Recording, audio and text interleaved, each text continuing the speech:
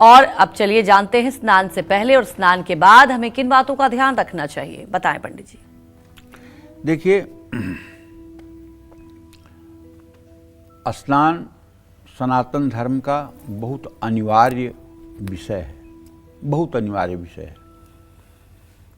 बिना स्नान के सनातन धर्म की कोई क्रिया शुरू ही नहीं होती है। ये बात अलग है कि जल के स्नान के साथ साथ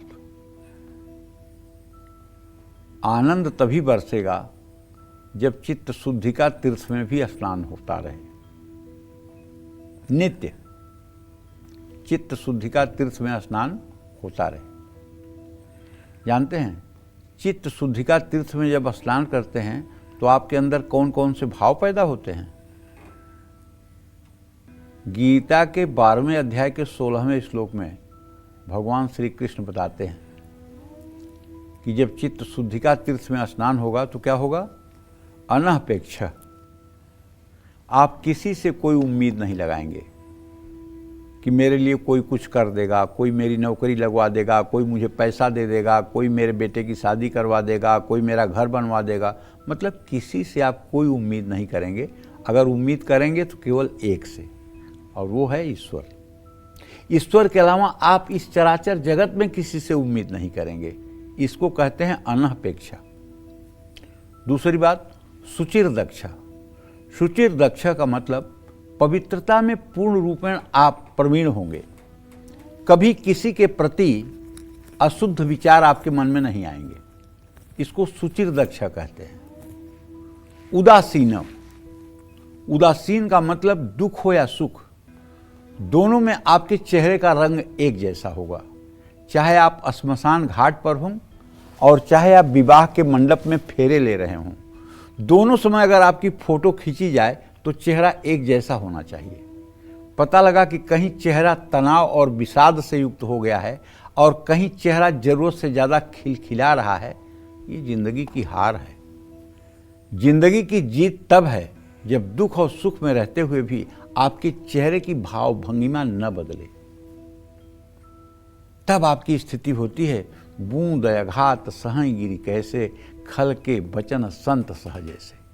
मतलब दुख और सुख को आपने बराबर मान लिया है। न दुख से आप दुखी हो रहे हैं, न सुख से आप पागल हो रहे हैं। अनपेक्ष, शुचिर दक्ष, उदासीन, गतव्यथा। गतव्यथा का मतलब कि जो आपके जीवन का बुरा समय, कभी किसी ने आपका अपमान किया, कभी आपको किसी अभाव में जिंदगी जीनी पड़ी, कभी आपकी बहुत बुरी स्थिति रही, कभी आपके साथ बहुत अपमानजनक कार्य हुआ, उसको भूल जाइए। उसको बार बार चर्चा मत करिए, उसको कहानी मत बताइए, उसको इतिहास मत बनाइए, उससे आपका नुकसान होगा। उसको भूल जाइए। गतव व्यथा, जो व्यथा थी वो गत हो गई तो उसे भूल जाइए। सर्वारंभो परित्यागी। मेरा एक घर है तो दो घर हो जाए, मेरे पास मर्सिडीज है तो मेरे पास BMW भी हो जाए, मेरा एक घर है तो 3 घर हो जाए। इस तरह से सर्वारंभ मतलब और मेरे पास हो जाए, ये भावना ही खत्म हो जाए आपके मन से। जो प्रभु करना चाहें कर दें, हम कर्म करते रहेंगे, प्रभु को जो बनाना हो बना दें, हम नहीं प्रयास करेंगे। सर्वारंभ इसको कहते हैं। परित्यागी, इसका परित्याग करने वाला हो। यो मद्भक्त सम्य प्रिय। ऐसा चित्त शुद्धि का तीर्थ में जब कोई स्नान करेगा तो भगवान का परम प्रिय हो जाएगा। कौन सा प्रिय हो जाएगा? परम प्रिय हो जाएगा। तो इसलिए चित्त शुद्धि का तीर्थ में हर स्नान के साथ साथ स्नान करना जरूरी है। और स्नान करने के लिए मैं तो एक बात बताऊं आपको, अपनी बात नहीं कह रहा हूं, संतों के मुंह से सुनी हुई बात कह रहा हूं। मेरी क्या औकात है कि मैं कुछ बोलूंगा, मैं तो खुद माया जाल में अधम फंसा हुआ हूं।